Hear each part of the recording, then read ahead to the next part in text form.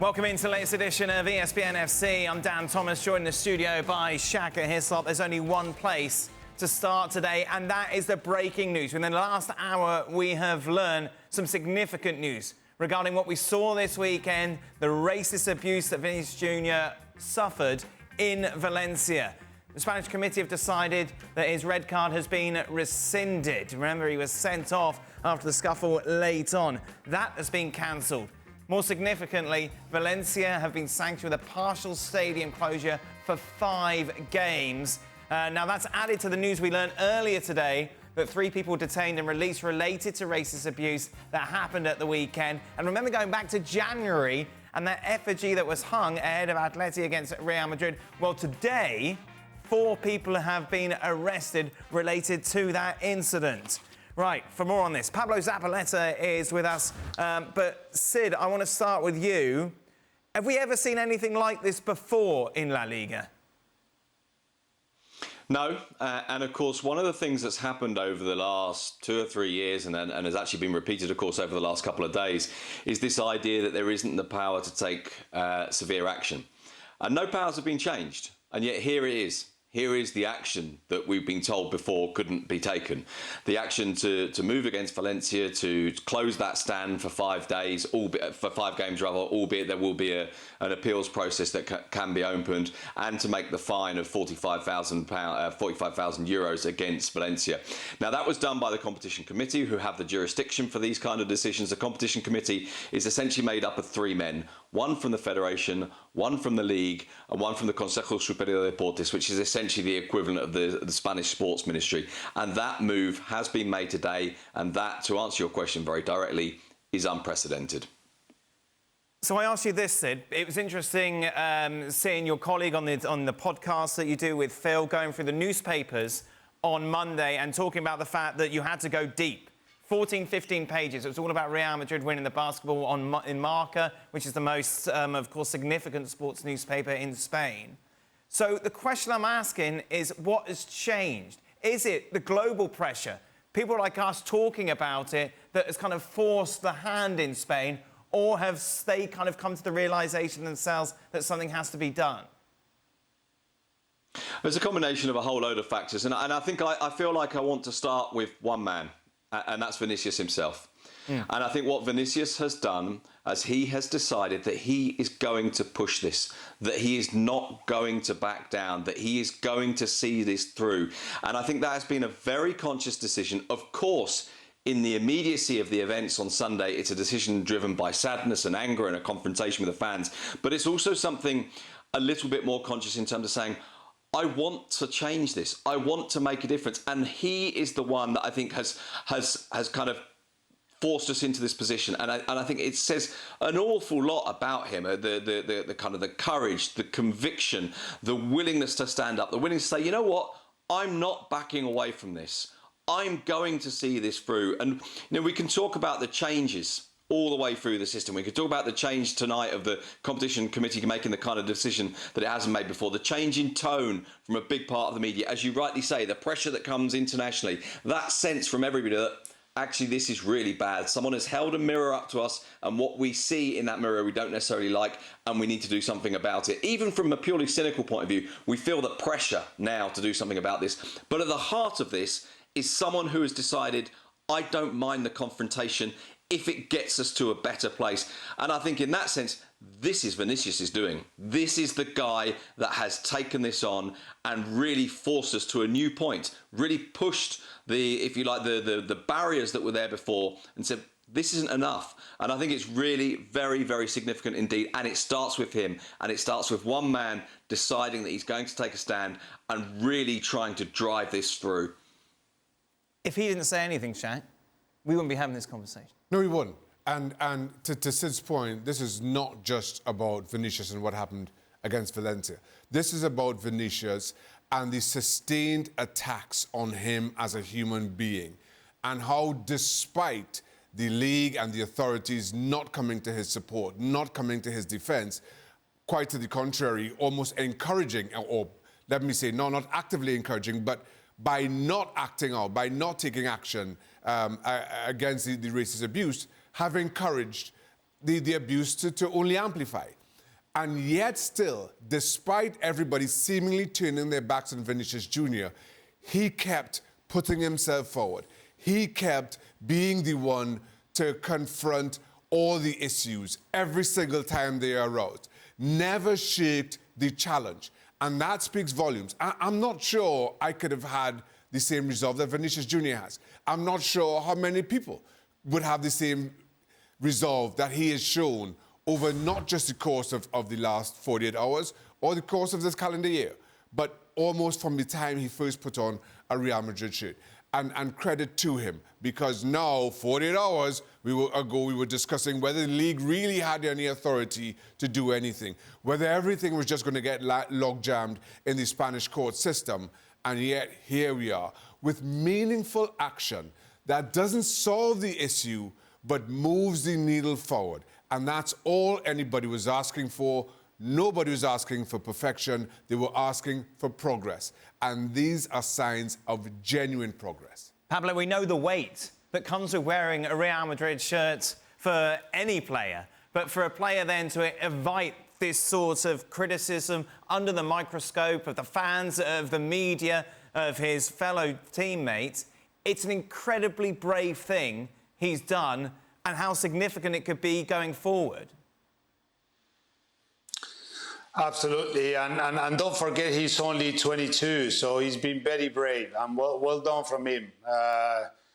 And all being said, lads, it's just we spoke before how important it was to, we wanted to see a stronger action against racism in football, and hopefully this is the beginning of something in the future, and all those that we are parents and we bring the kids to the stadiums, and I know that we need to educate them to respect the people as well, because sometimes this is because it's professional football, but it happens in every single level, in low leagues as well. So this is part of the society that we need to be aware of, those things that they have no place for racism, and hopefully we can learn from this, and as I say, is so important for the football players when they are on the pitch and they see someone in the stand that is making a monkey chant or something like that, to walk away, to support a player who is getting abused. Everyone have to be involved in this, and referee, they should stop the games.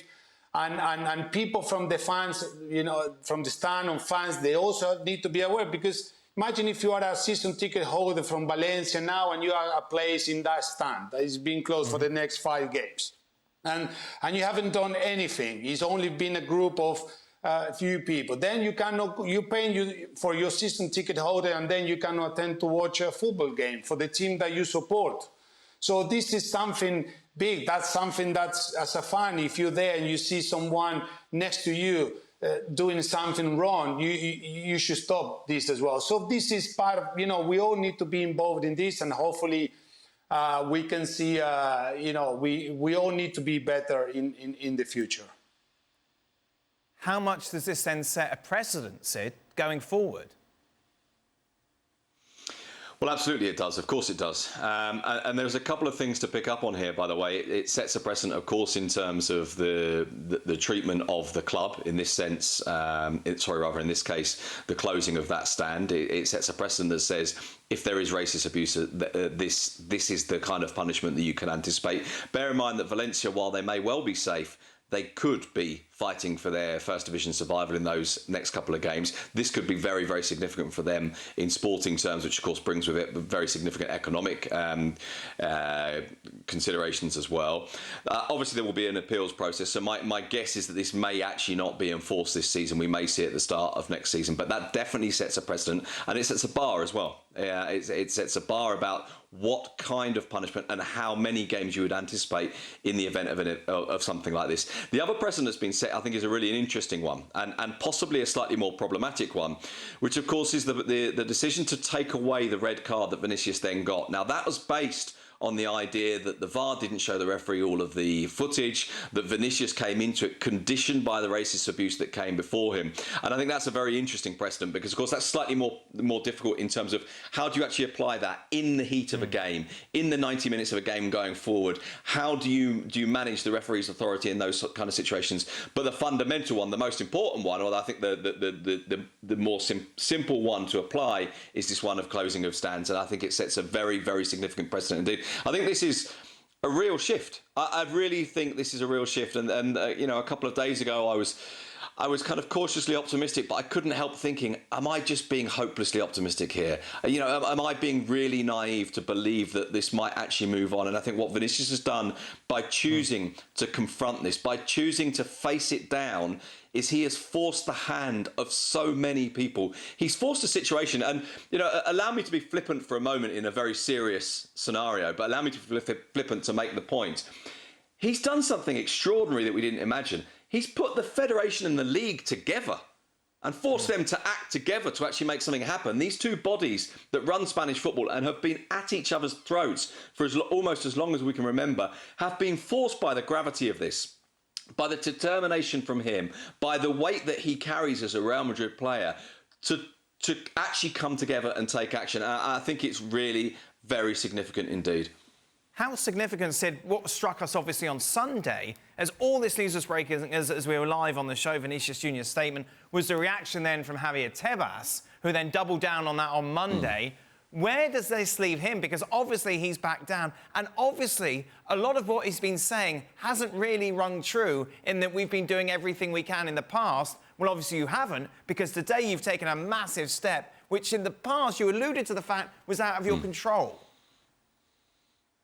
Yeah, and this goes back to exactly where I started, Dan. I think you're right. This idea that, look, there is only so much we can do, and as I said on Sunday, we talked about the mechanics of this, and we, you know, strip away the kind of the moral questions, and we talked about the mechanics of this, and we talked about some of the things that LaLiga had done, and then it's true that they had prepared reports and they had handed this information over to the judicial authorities, handed it to the equivalent of a state attorney, asked for these kind of cases to be seen. In the case, for example, of the racist abuse of Vinicius before the derby game against Atletico Madrid back in September, it was the public prosecutor that decided they didn't have sufficient evidence, and in the context of the rivalry of a football game and it not being very many fans, which, you know, with hindsight, when even at the time it was an extraordinary thing to say, that they couldn't proceed. And La Liga's position was, well, we gave them all of this information.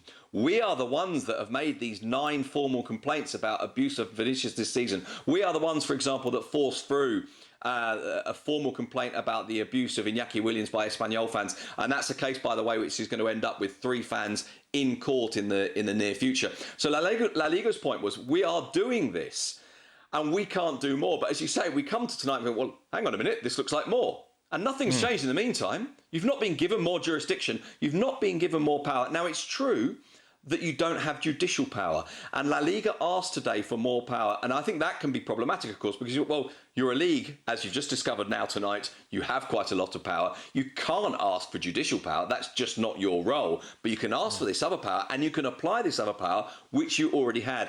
And then, as you say, there's the question about Tebas personally. And on Sunday night, while Tebas may well have felt that he had a point in saying to Vinicius, look, we've told you we're doing everything. We've tried to explain this to you. We are the ones trying to force this through. We are the ones trying to make change. We are the ones trying to get people punished. We can't do any more. Even if you could understand his position in terms of trying to make that point, the nature of the way that he did it was so tone deaf after the events of Sunday, to essentially go onto a public space like Twitter, and to say to Vinicius, don't allow yourself to be manipulated.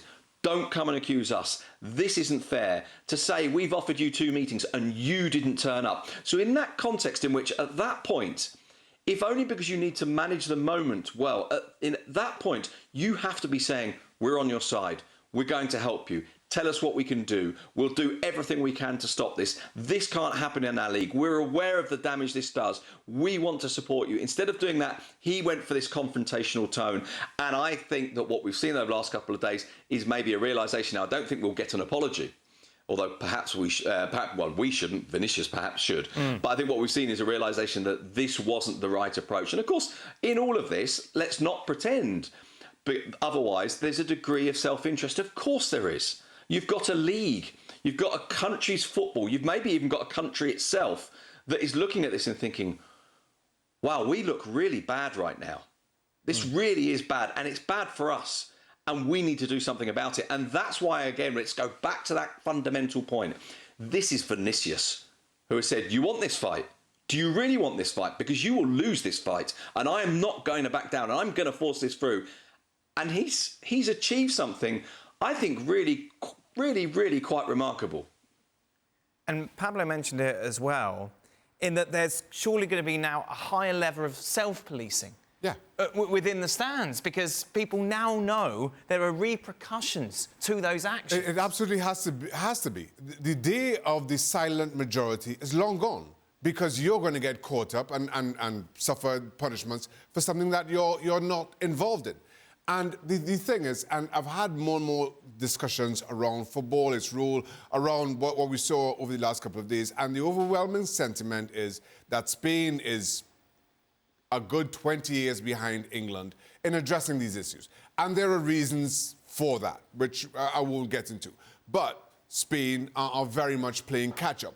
While England have dealt with these issues and confronted these issues some 20 years ago, that sentiment around, I am not going to pay for your crimes, runs through a majority of the fan base. To the point, and Spain and the Spanish authorities have put out ways that you can report racist abuse, etc. And again, that's a good step in the right direction. When I was at Newcastle last year and speaking with the director of diversity and inclusion at the club, a young lady by the name of Zoe Hinkinson, she was pointing out things that they do. They run messages before the game, but then on the back of every single seat in St. James's Park, there's a QR code where you can scan your phone and you can report racist abuse totally anonymously. So they are utilizing technology in continuing this fight against racism and empowering people to not be a part of that minority. And these are things that I think clubs have to be more forward-thinking about, that leagues have to be more forward-thinking about in addressing these issues. It's a long-term fight with long-term, and we're still trying to find a lot of those long-term solutions. But there are ways that you can make it easier for the right-minded football fans to come out, enjoy and support their team as the game wants them to. And this is what is now forcing not just Valencia Football Club, but all of Spanish football to sit up, take notice, and address those. Because as we keep saying, this is about a lot more than Vinicius. Mm-hmm. This is about a lot more than Real Madrid, than LaLiga. Indeed, the global nature of it has forced everybody to come together and at least do something in the short term. And it takes away that arrogance, surely, said that, oh, we've got away with it in the past, we're going to get away with it in the future. Yeah, or arrogance, or at least a kind of a sense of impunity. Yeah, a sense that this doesn't really matter. And I think now there is that. And we come back to that word I used earlier, the idea of self-interest. Even for those who maybe don't feel invested in the fight against racism, even for those who maybe really and truly would let this go, have seen that it damages them. And therefore they're thinking, well, I can't allow this to happen. And yeah, there is a sort of sometimes a slight touch of discomfort in the idea that people who are innocent pay for the actions of the guilty. But this is part of the point, isn't it? It's about involving them in that process. It's about having them doing some degree of self-policing. Just one very quick thing I wanted to pick up on. Shaq mentioned the diversity and inclusion officer at Newcastle. That, for example, is a role that doesn't exist, as far as I'm aware, at any Spanish club. And so these are other things that can be done. These are other parts of the process that can be done. This idea of fomenting a different mentality, a different attitude, different approaches towards inclusion and diversity, which don't really happen just yet. And these are steps that I think Spain can still make. And this is, this genuinely feels like a watershed moment today, that there is a shift towards a slightly different place for all sorts of different reasons, for all sorts of different weightings of different bodies. But this is really, really significant, and it's partly about that idea of involving everybody in this process, of making sure that it's not just about saying, well, it's not me that does it. No, it might not be you that does it, but you have a stake in this. You are a stakeholder in this being handled and dealt with, and collectively people trying to ensure that this doesn't happen again. It's last thing with you, Sid, because on Sunday, of course, and you mentioned it earlier, there was a little bit of optimism from you. Having lived in Spain for over 20 years, that's why it was just a little bit, because you've been there and you've seen it all happen before. How satisfying, I suppose, is it to finally see people acting? Yeah, I'm not entirely sure that satisfying is the word, because obviously this comes from a bad place. But you know, as I was saying on Sunday, I was optimistic in part because despite the fact that not enough was being done, as I tried to explain on occasions, and I always felt quite bad about explaining the progress that had been made, because I realised that we still weren't at a place that we were happy with. And so there was a bit of me that said, I don't want to be in a position where I feel like I'm settling for something because, hey, it's better than it was. Because if it's still not good enough, it still isn't good enough regardless of where you come from. But I had seen some shifts. I had seen a willingness to take this on. I had seen a willingness to even talk about it. So, for example, some of the abuse that we have seen that Vinicius has faced this year, genuinely, there have been times in my time in Spain when I thought, well, that's the kind of thing that people would hear in the stadium and not even mention. That it wouldn't lead the news bulletins, that it wouldn't be in the newspapers, that it wouldn't be talked about, or that people say, oh, it's just football, isn't it? It's the kind of thing that gets said. And some of the abuse that you hear from 15, 20 years ago is far more direct and even more shocking than this. But that tells you something about the journey that has happened, about the progress, about all sorts of shifts as well, by the way, in terms of society, in terms of population makeup, in terms of new generations with different ideas, in terms of a willingness, if nothing else, because of an international perspective, to deal with things differently. And, you know, you think back about the Luis Aragonés and José Antonio Reyes cases, for example, and the way it's dealt with is very different. But we were still in a place where we're saying, I don't know if I dare be optimistic. This feels really big. And, you know, again, I don't want to labour the point because I've already made it a couple of times, but I think we go back to Vinicius and say this is because someone really took it on. And this is because someone said, no way, I'm not having this, I'm not backing down, I want to make a difference. Not just for me, but because this is broader and because actually I can feel like, from Vinicius' point of view, and I would love to hear from him at some stage and him discuss this at a point at which, of course, he feels comfortable in doing so, the idea that he's having a legacy here through the things that he's suffered, through the things that he has had to put up with. And one of the most powerful images from the weekend on Sunday, for example, obviously the one that goes around the world is one of him confronting the fan. But for me, one of the most powerful images was there's a moment when a TV camera closes in on him and you can see his eyes, you can see the pain, you can see the sense that he's about to cry. And so this, I don't want to project this as a kind of a, I don't know what to call it, a kind of a positive or heroic thing from him, although I think there's a degree of that. But that this is just him seeing an opportunity. But I think he's seen an opportunity as well. I think he's seen the chance to really make a difference and to have the bravery to say, I'm going to help force this through. And I think that has created, helped to create at least, a scenario in which there is a shift. And yeah, so to answer your question in short, having just given you the very long answer, for which apologies, I am more optimistic, and I do feel, good isn't the right word, but I do feel a degree maybe of comfort, perhaps is the word, that we're seeing something, and we've seen something tonight really tangible. Now, there will be arguments about it. There will be a backlash about it. There will be kind of problematic responses to it, but nothing ever runs in a linear progression. Nothing ever is completely smooth. If you want to make a difference, there has to be some degree of confrontation at some point, maybe even some conflict at some point. Maybe some of the advances will be taken away again, but maybe not so far that you can't then re-advance. And so, yes, tonight, it feels like actually something has been different over the last 24 hours, the last 48 hours, and that makes us think, we can get to somewhere better. It will never be perfect. Of course not, because this is a societal question, and that's true of every country, not just Spain. It's happened in the UK, it happens in the US, it happens everywhere. But it feels like a step towards, at the very least in terms of awareness, and I think that's the fundamental thing here, and I think it's the awareness that's really shifted. It does feel like a step to somewhere different. Well, because we're 22-year-olds. What were we doing when we were 22 years old? I shudder to think. Listen, I don't think I can add anything to what Sid said.